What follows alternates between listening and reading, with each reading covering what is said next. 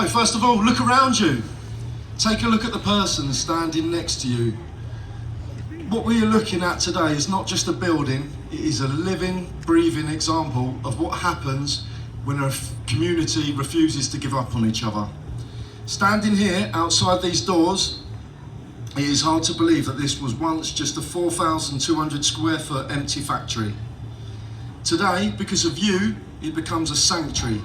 It becomes the home for the Walsh Project for Positive Change and the new training ground for Pitbull MMA. The journey started with a vision to heal, to build strength and to save lives. We wanted a place that takes care of the whole person, mind, body and soul.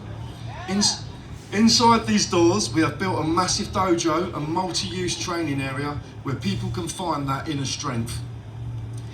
We have built a vibrant community cafe because sometimes the first step to healing is simply having a safe place to sit down and talk.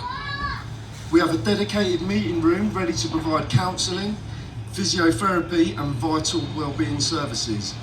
And we have targeted sessions designed to protect, guide and inspire our youth. But we must also speak openly about why this hub is so deeply needed. We are facing a mental health crisis and we lose far too many people to the darkness of despair. This hub is a line in the sand. Suicide prevention is at the very core of our mission. If you are struggling, if you are hurting, or if you feel completely alone, these doors are open to you. This is your safe haven. We will fight for you and we will help you find hope again. None of this would exist without the army of people standing in front of me. To our incredible community members, you work tirelessly night after night, pouring your sweat and hearts into renovating this factory. You built this with your own hands. Round of applause, I think there's.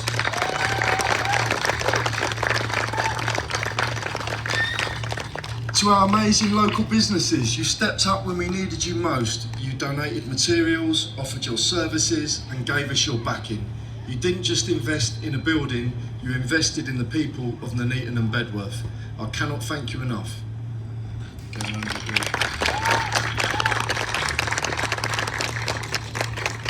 So, to help us officially open these doors and start the new chapter, it is my absolute honour to introduce a special guest who cares deeply about our community. Please give a massive round of applause and a warm welcome to the Mayor of Nuneaton and Bedworth, who will say a few words and cut the ribbon. Obviously highly emotional there. He did warn me that he would be a little bit, and I've seen a few emotions around this morning, but that's okay, because if you've got emotions it shows that you care. If you're not emotional, you've got no caring. Three things: pride, sadness and happiness is what I'm going to talk about. I'm very proud to be here as the Mayor and the representative of you as people of the borough. I'm also proudly Scottish. You might have been able to tell from the accent that I'm not from Nuneaton and Bedworth originally, but there again, a lot of people weren't. I mean, Bedworth has got strong connections with the mining communities. Both my grandparents were miners. There were many jocks and Geordies that came down to work in the mines in both areas. Sadly, in the post-industrial era, all that heavy industry went, and it leaves areas in the borough that are areas of high deprivation, and that is quite a sad indictment on society today. The joy comes from the fact that you've got people like these and people like you who care enough to actually step in and fill that gap. And only from becoming a mayor have myself and my wife Julie seen just how much is done by the third sector that people don't know about. Well, with your permission, I'll just be making it a little bit more public on Facebook and that today. Invite me back in the future, I'll be glad to come. And as long as there are people like these around, I think we can be quite positive. Thank you.